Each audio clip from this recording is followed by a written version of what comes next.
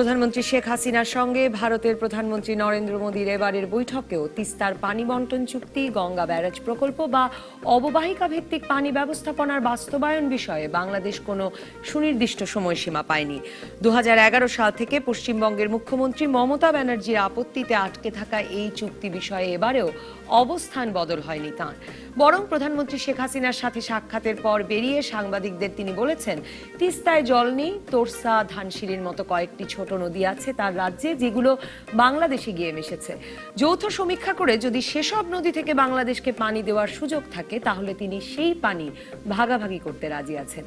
একে তো তিস্তা নদী যতদিন আছে ততদিন তাতে যতটুকু পানি তাতেই দুই দেশের ভাগ আছে, এটা বোঝায় ঘাটতি মমতা ব্যানার্জির প্রস্তাবে পরিষ্কার। তাই তার রাজ্যের গজলডোবায় বাঁধ দিয়ে শুকনো মৌসুমে সব পানি যে তারা নিজেরাই আটকে রাখছেন সেটাও জানা। প্রধানমন্ত্রী আজ তাঁর সংবাদ সম্মেলনে বলেছেন, তিনি নাকি উল্টো বলে এসেছেন তোরসা সহ অন্য নদীগুলো থেকে পানি টেনে যেন মমতা তিস্তা থেকে বাংলাদেশকে পানি দেন। প্রধানমন্ত্রী এটাও স্পষ্ট করেছেন যে নরেন্দ্র মোদী যে বলছেন তাদের দুজনের মেয়াদে তিস্তা চুক্তি হবে, তাতেই বিশ্বাস রাখতে চান তিনি। দুই প্রধানমন্ত্রীর যৌথ বিবৃতিতে তিস্তা ছাড়া আরও 7টি অভিন্ন নদীর পানি বন্টন নিয়ে দুই দেশের সরকারি কর্মকর্তাদের আলোচনা দ্রুত শেষ করার কথা বলা হয়েছে। তবে বাংলাদেশ গঙ্গা ব্যারেজ তৈরিতে আগ্রহী বলে এতদিন আমরা জেনে এলেও আজ প্রধানমন্ত্রী বলেছেন এর বদলে তিনি উজানে ভারতের সঙ্গে যৌথভাবে রিজার্ভার তৈরি করে শুষ্ক মৌসুমে ব্যবহারের জন্য পানি সংরক্ষণের উপর জোর দেওয়ার কথা বলেছেন। এসব নিয়ে আলোচনা করতে রাজকাহন স্টুডিওতে আছেন ব্র্যাক বিশ্ববিদ্যালয়ের অধ্যাপক এমেরিটাস ডক্টর আইনুন নিশাত এবং জল পরিবেশ ইনস্টিটিউটের চেয়ারম্যান প্রকৌশলী মোহাম্মদ ইনামুল হক। স্বাগত আপনাদের দুজনকে। আমি ডক্টর আইনুন নিশাত আপনাকে দিয়ে শুরু করি। প্রধানমন্ত্রী ভারত সফরে যাওয়ার আগেও তিস্তা হবে কিনা, না হলে নদী বিষয়ে আর আমরা কি পেতে পারি, কি চাইতে পারি, এই নিয়ে আপনার সঙ্গে আলাপ হয়েছিল। যা যা থাকলো শেষ পর্যন্ত যৌথ ঘোষণায়, তাতে আপনার প্রত্যাশা কতটুকু মিটল বা আদৌ কোনো প্রত্যাশা ছিল কিনা? নবনীতা, আমার প্রথম কথা হচ্ছে, গত 1 মাস ধরেই কিংবা 15 দিন ধরে পত্রপত্রিকায় প্রকাশিত হচ্ছিল বিভিন্নভাবে যে তিস্তা ব্যারাজ নিয়ে চুক্তি হবে না এবার। বাংলাদেশের হাই কমিশনার দিল্লিতে প্রেস কনফারেন্স করে বলেছেন, বাংলাদেশের পানি মন্ত্রী বলেছেন, তো যেখানে পররাষ্ট্রমন্ত্রী বলেছেন, তো যেখানে আমরা সরকারিভাবে জানছি যে ভারতের কোনো অভ্যন্তরীণ কারণে, এখানে শব্দটা হচ্ছে various stakeholders in India, তাদের কারণে এটা এবছর হবে না। তো সেই ক্ষেত্রে বাংলাদেশের ইলেকট্রনিক মিডিয়া এবং প্রিন্ট মিডিয়া এত হইচই করলো কেন, এটা তো আমার কাছে ক্লিয়ার না। আমি তো মনে করি যে এই কাজটা করে প্রিন্ট মিডিয়া এবং ইলেকট্রনিক মিডিয়া বাংলাদেশের বিরাট একটা ক্ষতি করেছে। আমি মমতা ব্যানার্জিকে মাননীয় প্রধানমন্ত্রী শেখ হাসিনার সমস্তরে বসাতে রাজি নই।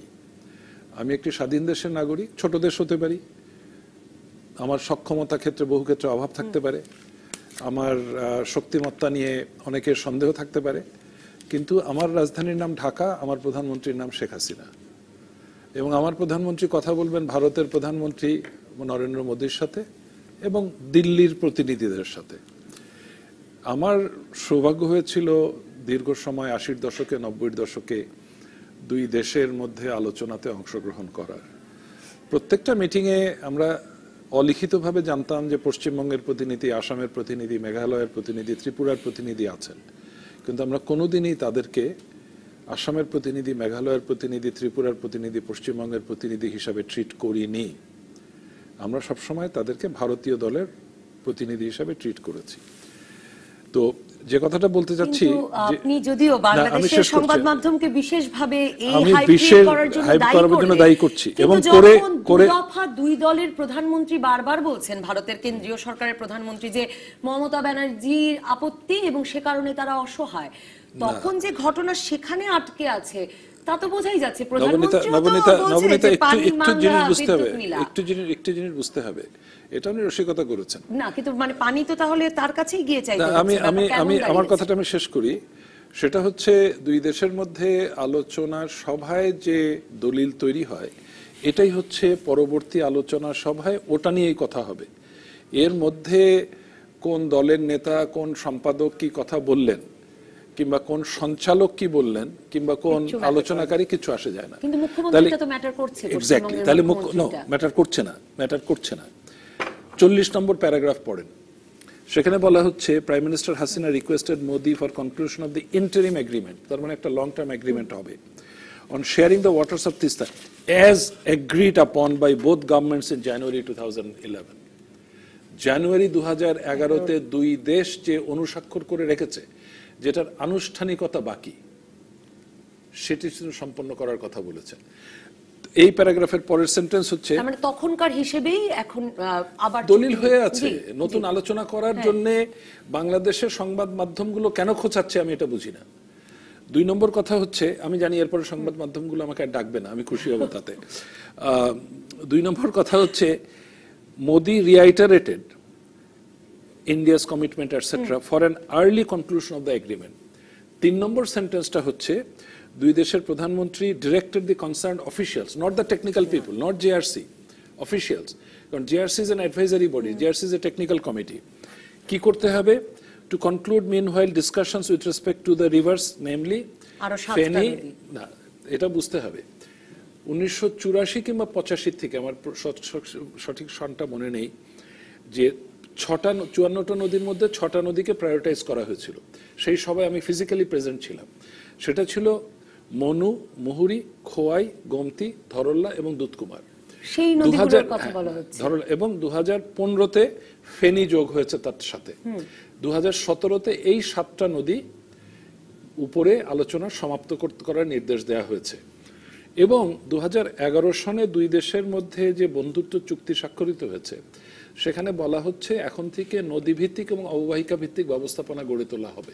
কিন্তু এবার কেন সেই বিষয়ে কোনো কথা নেই? এই যে আছে, conclude meanwhile the discussions on various aspects of the river Feni, Monu, Mohori. হ্যাঁ, মানে এই আর 7টা ওইটা তো কিন্তু হচ্ছে অববাহিকা ভিত্তিক ব্যবস্থাপনার কথা অববাহিকা, এটা long এবার term। আলাদা করে নেই, মানে এটা 2011-তে বলা হয়েছিল, এবার 2011-তে দুই দেশ চুক্তি সই করেছে। ও কাজে আর বলতে হবে এটা ফ্রেমওয়ার্ক, এবং এটা বলা হচ্ছে এই চুক্তি ততদিন কার্যকর থাকবে যতদিন না দুই দেশ এটাকে পরিহার করে।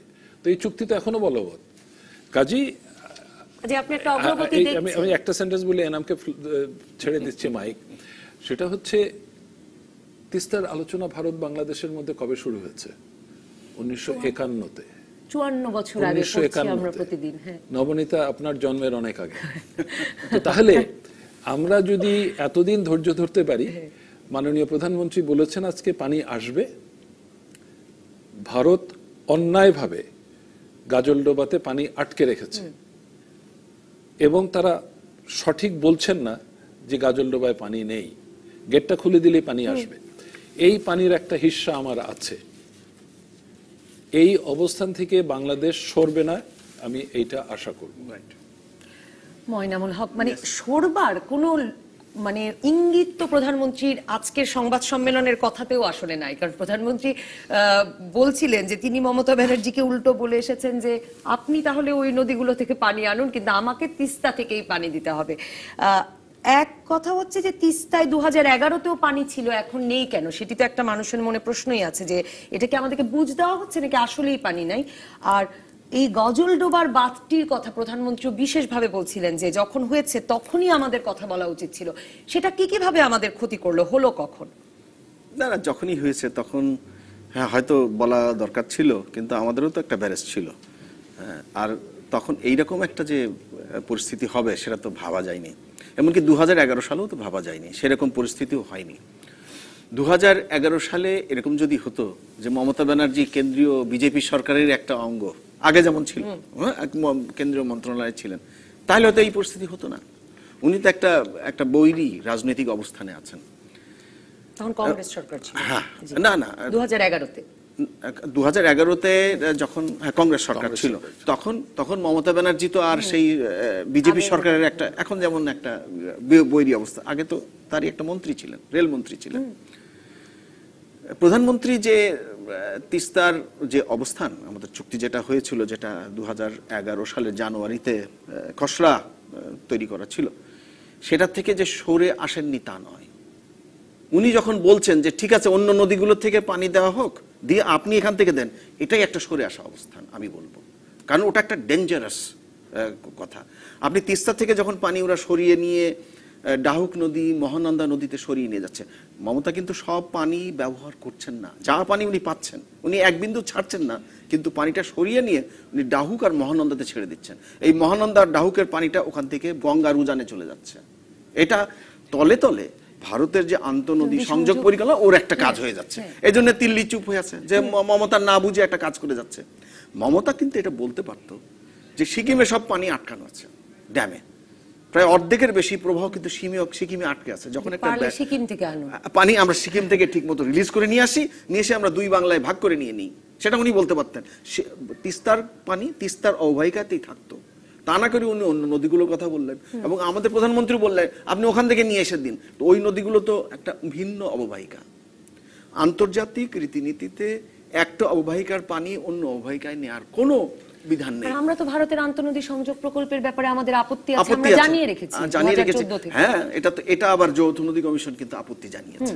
কিন্তু তিস্তার ব্যাপারে যে আমাদের ক্ষতিগুলো হচ্ছে এটা যৌথ নদী কমিশন বলছে না। দেখেন, এটা আমাদের বলা দরকার ছিল যে তিস্তার যে পানিটা আসছে না, এর ফলে আমাদের উত্তরবঙ্গে সেচে বিশাল পরিমাণ আপনার বিদ্যুৎ খরচ হচ্ছে, তারপরে জনজীবনে যে ক্ষতি হচ্ছে, প্রাকৃতিক জীবনে বিশাল ক্ষতি হচ্ছে।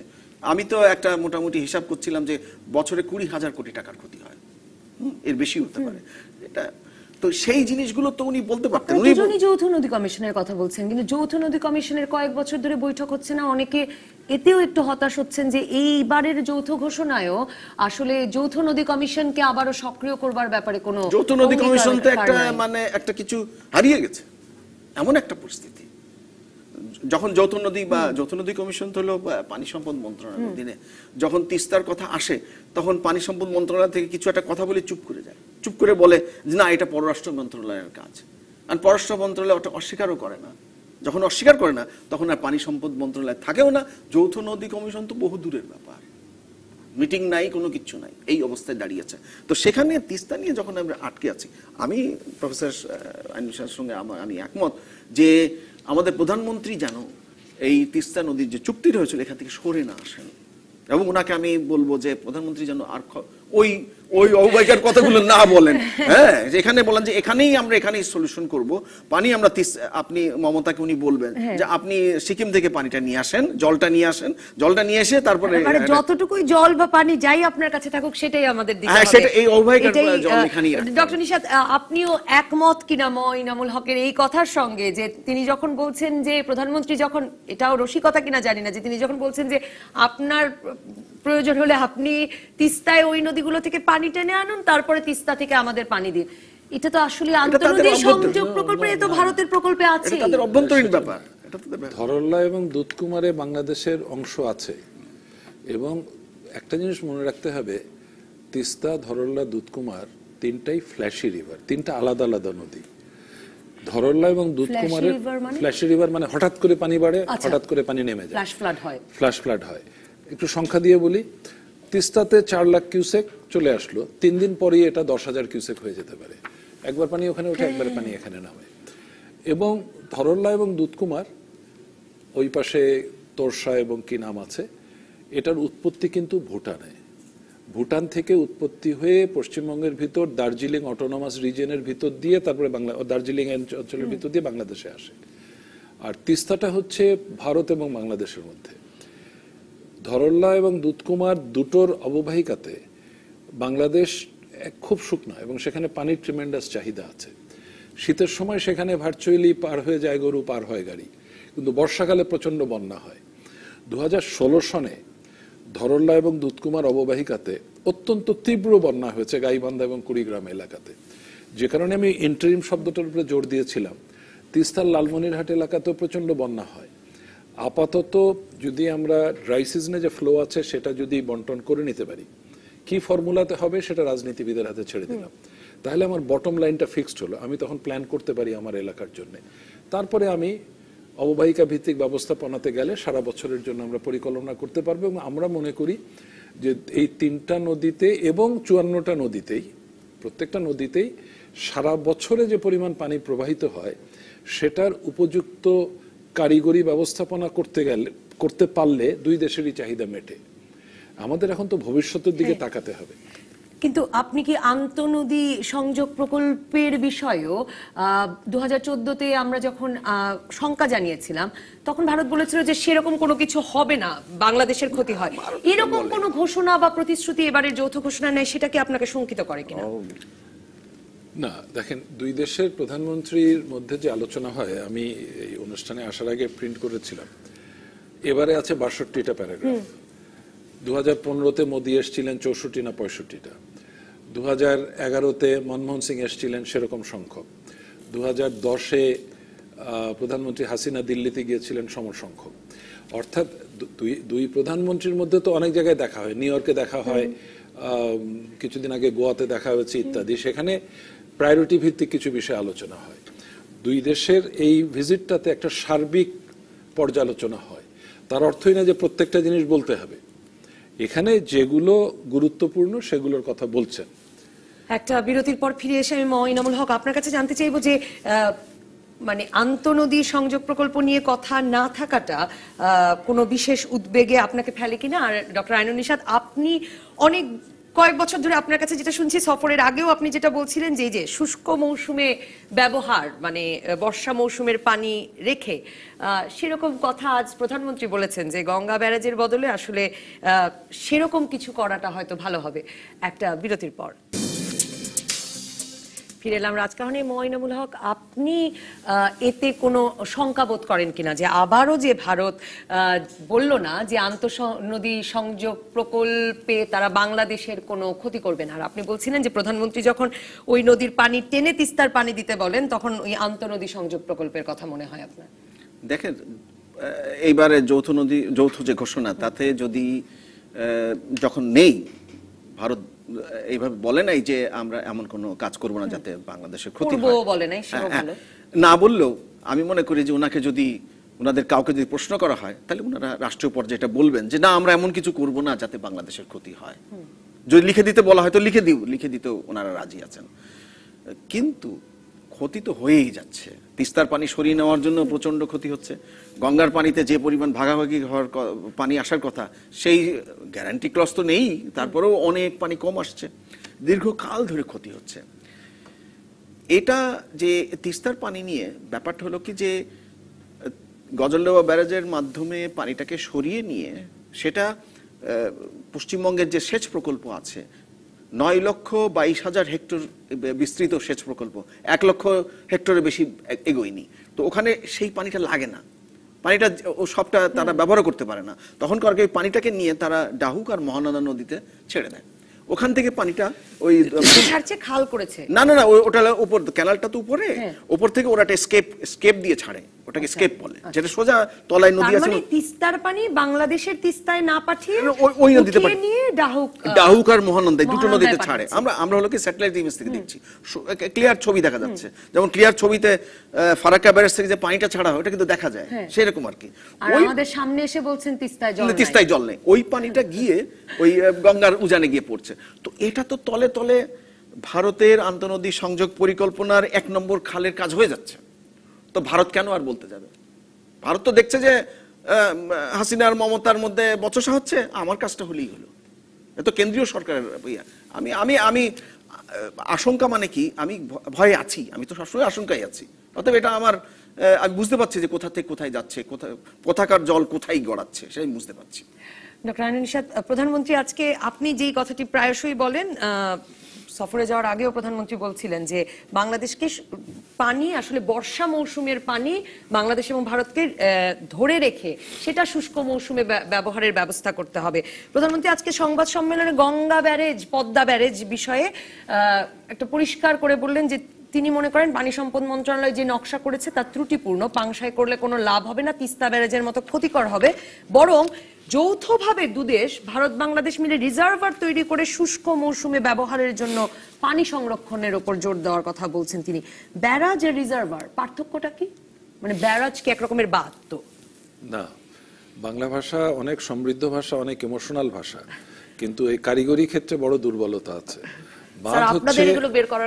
আমি এটা গত 30 বছর ধরে বলতে বলতে শেষ হয়ে, মানে আমার সময় শেষ হয়ে আসছে।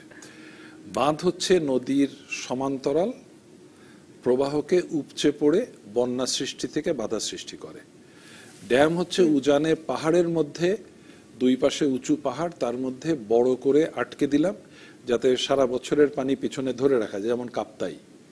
আরেকটা উদাহরণ দিই, ফয়েজ লেক চিটাগংয়ে একই জিনিস।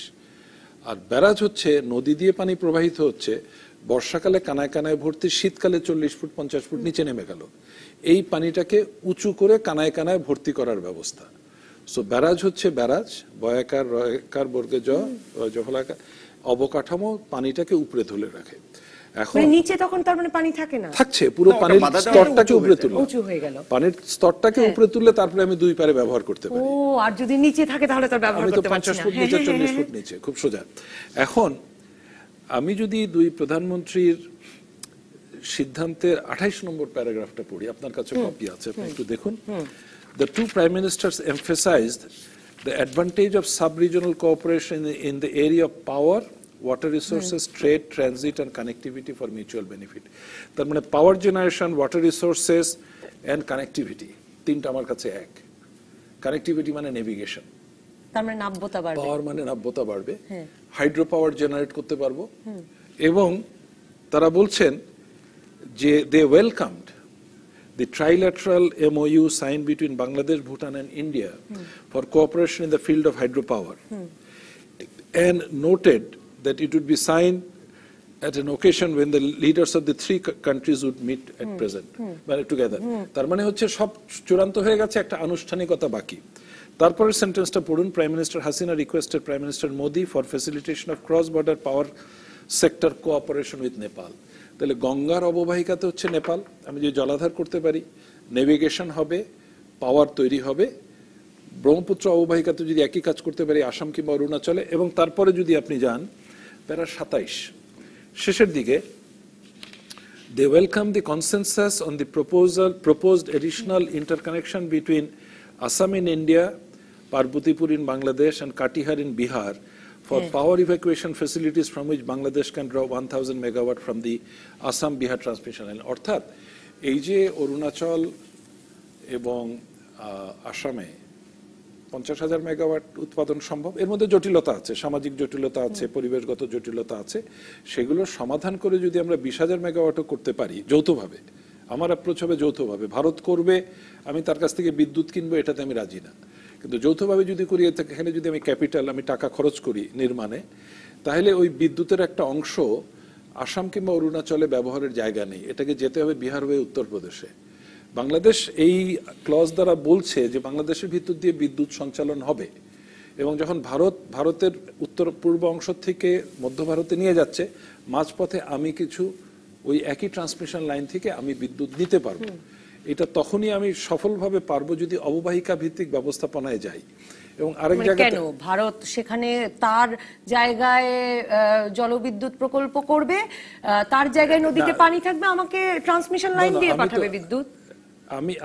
আমি তো এই সহযোগিতা, আমি এটাতে অংশীদার হতে চাই, এই প্রকল্পে আমি ইকুইটি পার্টনার হতে চাই, আমিও ইনভেস্ট করতে চাই, আমার যাতে অধিকার এস্টাবলিশড হয়। একইভাবে ওই নৌ চলাচলের জন্য বলা আছে যে সিরাজগঞ্জ না বাহাদুরাবাদ, আমার প্যারাটা খুঁজতে হবে, যে সেখান থেকে নদীর নাব্যতা যাতে বজায় থাকে। একইভাবে আশুগঞ্জ থেকে করিমগঞ্জে নদীর নাব্যতা যাতে বজায় থাকে, তার জন্য নৌ পরিবহন ব্যবস্থাটা করা হবে। তো এই যে একটা সামগ্রিক ব্যবস্থাপনার দিকে এগোচ্ছে, যেটা আমি আগে যেটা বলেছি 2011 সনের যে দুই দেশের মধ্যে দীর্ঘমেয়াদী বন্ধুত্বর যে আপনি এতে ভরসা রাখেন কি করে? কারণ যখন ময়নামুল হক যেটা বলছিলেন যে তারা তো আন্তঃনদী সংযোগ প্রকল্পের দিকে এগিয়ে যাচ্ছে, মানে আমরা জানি যে 2014তেও একটা বড় টাকাও বরাদ্দ করে মোদী সরকার, এবং মোদী সরকার গত বছর 2016তে খরা হবার পর আবার জানান দেয় যে তারা আসলে সিরিয়াস এই আন্তঃনদী সংযোগ প্রকল্পের ব্যাপারে। তখন একদিকে তারা তাদের ভেতরের নদীগুলোরই পানি আরেক নদীতে ছাড়বে, আর এখানে ভালো ভালো কথা বলবে, আমরা ভরসা রাখি কি করে? নবনীতা, সাধারণ জনগণ এনামুল হক কিংবা আইনুন নিশাতের কথার উপরে ভরসা রাখে না, তারা মাননীয় প্রধানমন্ত্রী শেখ হাসিনার কথার উপরে ভরসা রাখে। আমার ভরসা আছে তারা যেটা লিখেছেন সেই স্পিরিটেই এটা বাস্তবায়িত হবে।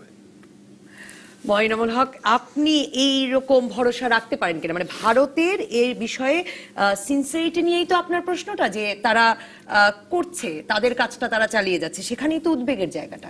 না, উদ্বেগের বিষয়টা তো বাস্তবে যেটা ঘটছে সেটাকে কেন্দ্র করে।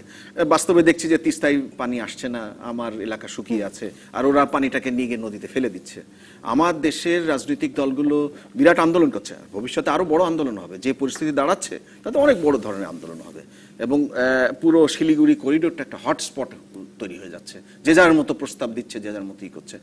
তো ব্যাপারটা হলো কি, যখন যৌথ ঘোষণা হয় তখন দুই দেশের রাষ্ট্রের যে কূটনীতিকরা তাদের মতো করে এক ধরনের একটা কূটনৈতিক এক ধরনের ভাষায় তারা এগুলো লেখেন।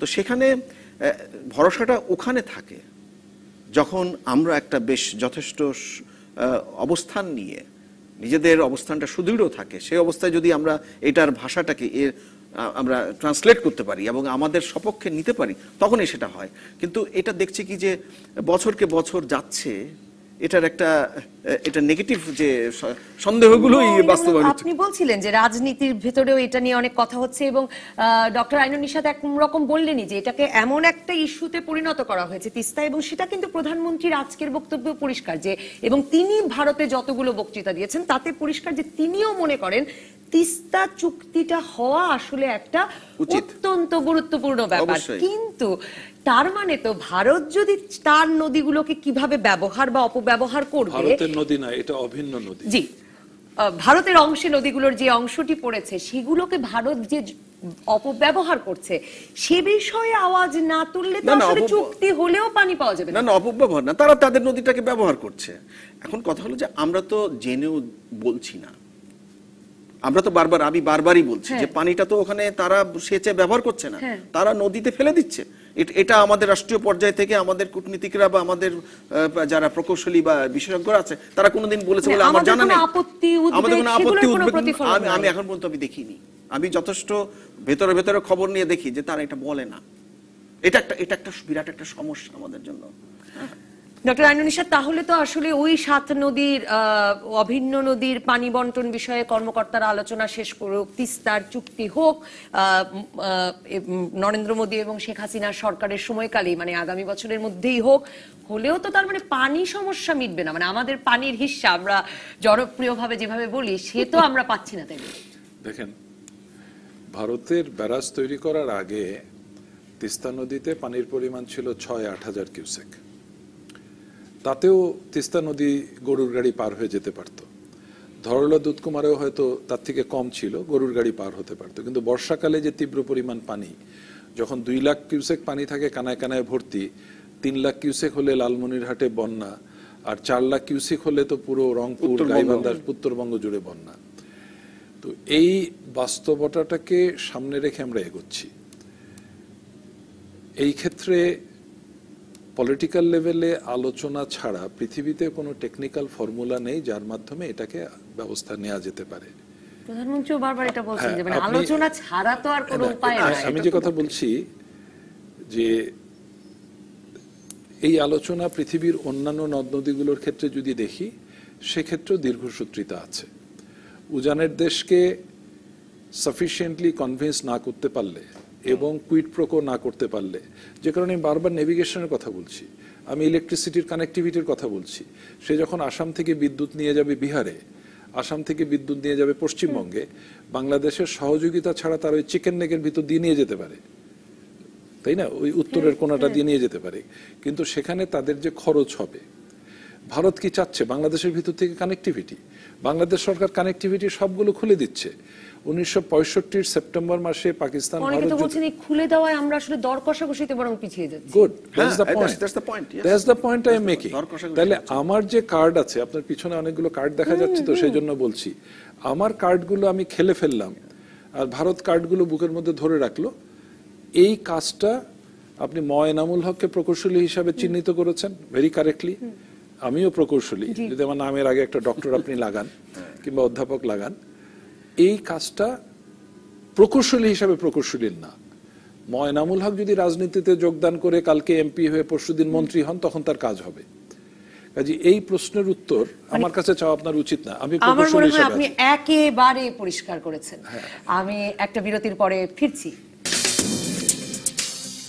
ফিরে এলাম রাজকাহনে। ইনামুল হক, ডক্টর আইনুন নিশাতের কথার শেষ অংশের সূত্র ধরেই যদি বলি যে আমরা আমাদের কার্ডগুলো একরকমের খেলে ফেলেছি, কাজেই এখন এখন কি করে আমরা মানে পানি বন্টন বা সেদিকে যাব, সেই বিষয়টি আসলে একটু জটিল হয়ে পড়েছে।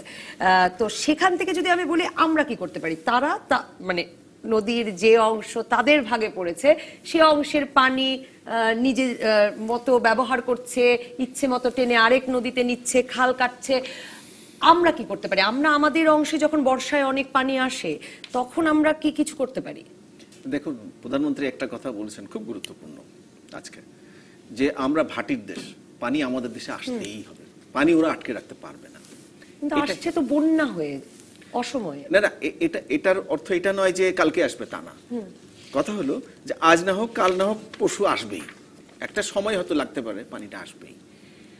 ব্যাপারটা হলো কি যে যদি দুটো দেশের ব্যাপার হয়, বাংলাদেশ এবং ভারত, তখন জাতিসংঘের 1997 সালের যে কনভেনশন আছে সেটার মতো উত্তম কনভেনশন আর কিছু নাই। সেখানে আছে যে উজানের দেশ এমন কিছু করবে না যেটা ভাটির দেশ ক্ষতি হয়, 7.1 ধারা। ভারতও বারবারই বলছে যে আমরা এমন কিছু করব না। কিন্তু ভারতের সমস্যা আছে, ভারত হলো এমন একটা দেশ যার ভেতরে আছে 5টা দেশ, 15টা দেশ। এই গঙ্গা নদী কিংবা ব্রহ্মপুত্র নদী, এখানে সবই ভেতরে আরো অনেকগুলো দেশ আছে, এবং তাদের মধ্যে এই দেশগুলো তার রাজ্য বলে, এবং আন্তঃরাজ্য তাদের একটা নদী নিয়ে পানি নিয়ে তাদের আন্তঃরাজ্য কোন্দল আছে। এইটা যখন সমস্যা, তখন ওই যে 1997 সালের যে কনভেনশন, সেটা অনেক সময় তারা ঠিক মতো ব্যবস্থা করতে পারে না। হ্যাঁ, ব্যবস্থা করতে পারত যদি প্রত্যেকটা রাজ্যকে তাদের একটা ইন্ডিপেন্ডেন্ট স্টেপ মতো করে তারা নিত। দেখুন, ভারতীয় যে ইন্ডিয়ান ইউনিয়ন, সেখানে বারবারই বলা হয় যে 3টে বিষয় কেন্দ্রে থাকুক, এক হলো প্রতিরক্ষা, এক হলো অর্থ, এক হলো যোগাযোগ।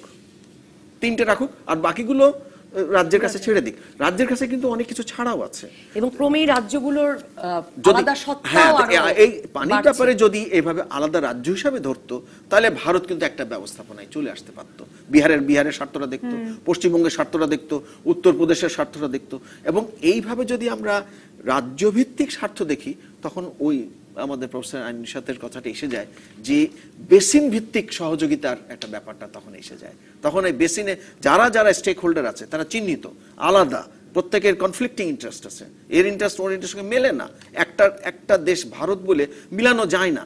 তখন নেপালও এসে যাচ্ছে, তখন একটা বেসিন, একটা ওয়াইড ম্যানেজমেন্টের একটা ব্যবস্থাপনা আসে। তা আমি বলবো যে বর্তমানে যেভাবে আমাদের প্রধানমন্ত্রী খুব সিরিয়াসলি নিয়েছেন, উনি সমস্যাগুলো বুঝে ফেলেছেন।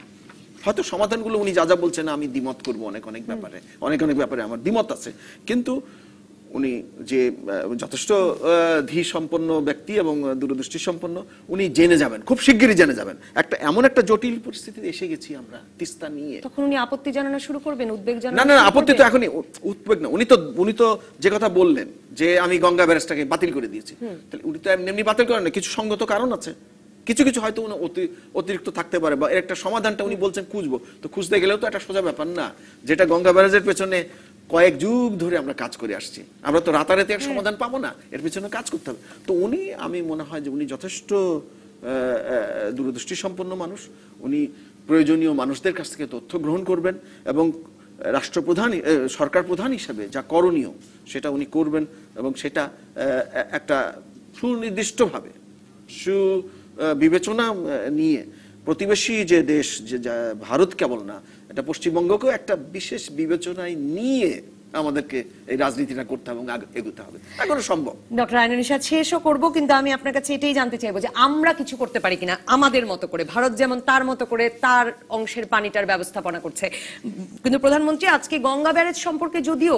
অগ্রগতির কথা ওয়েলকাম করা থাকলেও যৌথ ঘোষণায় প্রধানমন্ত্রী বলছেন যে রিজার্ভার করে, এবং তাও আবার যৌথভাবে দু দেশের একসাথে করার কথা বলছেন।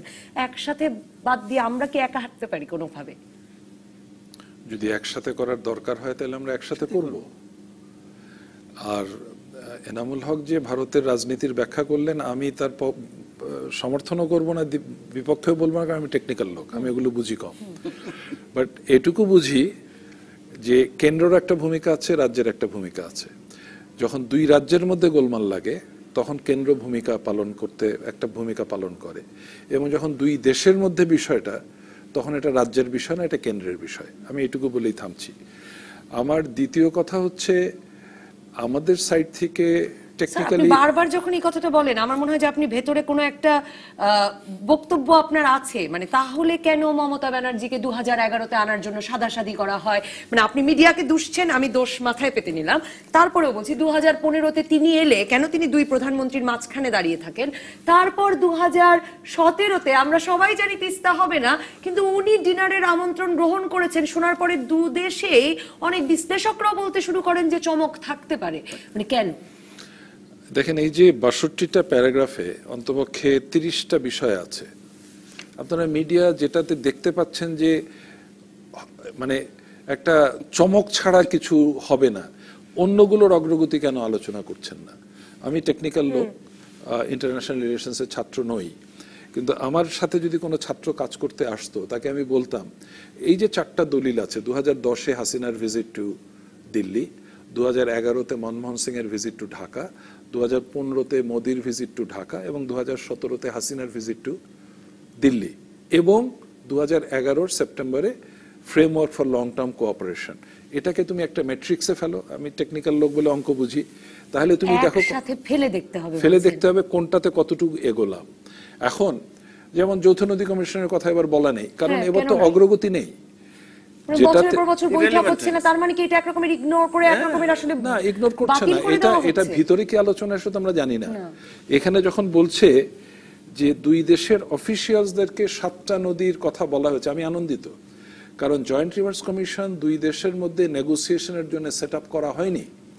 22শে মার্চ 1972-এ সেট আপ করা হয়েছিল as a platform for development of কোঅপারেশনস, এবং যৌথ নদী কমিশনে কোনো এগ্রিমেন্ট হলেও জয়েন্ট টেকনিক্যাল কমিটি বলে আরেকটা কমিটি বানাতে হয়, সেখানে আলোচনা হয়, তারপরে সেক্রেটারি লেভেল কমিটিতে যায়। আমি যৌথ নদী কমিশনের সদস্য ছিলাম, টেকনিক্যাল কমিটির সদস্য ছিলাম, সেক্রেটারি কমিটির সদস্য ছিলাম। কাজেই যখন বলা হচ্ছে অফিসিয়ালদের বলা হচ্ছে, তার মানে সাফিসিয়েন্ট অগ্রগতি হয়েছে, আপনাকে ইন বিটুইন লাইন পড়তে হবে। তো আমরা যে সমস্ত ক্ষেত্রে কিছু কিছু ক্ষেত্রে আমার কাছে মনে হয় যে এটা জয়েন্ট ডিক্লারেশনে কেন আসলো, 35টা না 32টা কি কমিউনিটি মেডিকেল সেন্টার বসানো হবে, ওকে, তারা সহযোগিতার ক্ষেত্রে যতটুকু অগ্রগতি হয়েছে, কিন্তু কিছু কিছু ক্ষেত্রে যে ব্রেক থ্রু হয়েছে, যে ভারতের ফরেন পলিসিতে আমরা দেখেছি দ্বিপাক্ষিকের বাইরে ত্রিপাক্ষিকে যাবে না, যেখানে ভুটান ভারত বাংলাদেশের ক্ষেত্রে চুক্তি রেডি, নেপাল ভারত বাংলাদেশের ক্ষেত্রে কথাবার্তা হচ্ছে, কেউ যদি বলে যে ব্রহ্মপুত্র অববাহিকাতে তাহলে তো চীনও থাকা উচিত, আমি যদি পলিটিক্যাল রিয়ালিটি মেনে নেই, তাহলে চীন ভারত বাংলাদেশ এই সহযোগিতা একসাথে বসে হতে পারলে তো সোনায় সোহাগা। কবে হবে তার জন্য কি আমরা বসে থাকবো? না ইতিমধ্যে ভুটান ভারত বাংলাদেশের মধ্যে আলোচনাটা হতে থাকবে? আমি মনে করি ভুটান ভারত বাংলাদেশের মধ্যে আলোচনাটা হতে থাকুক, ক্ষেত্র প্রস্তুত হলে দেখা যাবে। আমি বলছি যে যে সমস্ত ক্ষেত্রে আমাদের ভয়ভীতি আছে, এনামুল হক যেগুলো বললেন, আমি সেগুলোকে ভুলতে চাই না, সেগুলো রাখবো, কিন্তু যে ক্ষেত্রে অগ্রগতি হচ্ছে, এই যে নদী খননের ক্ষেত্রে অগ্রগতি হচ্ছে, আমি এর সাথে লাগাবো নদী শাসন করতে। এই যে ট্রানজিটের ক্ষেত্রে অগ্রগতি হচ্ছে, ট্রানজিট আটকে আছে কেন সেটা দেখব। এই যে খুলনা থেকে রেল লাইন চালু হচ্ছে, আমি তো ফার্স্ট প্রেফারেন্স আমার হবে নেভিগেশন, সেকেন্ড প্রেফারেন্স হবে রেলওয়ে, আমি থার্ড অপশন যেটা রোড সেটার দিকে যাবই না। অনেক কিছু যখন ধীরে ধীরে বাস্তবায়িত হতে থাকবে তখন আপনি দেখেন যে নদী ব্যবস্থাপনায়ও একটা বড় ভূমিকা রাখবে, এবং নদী ব্যবস্থাপনার শৃঙ্খলা দিয়ে যেন আমরা শুরু করি।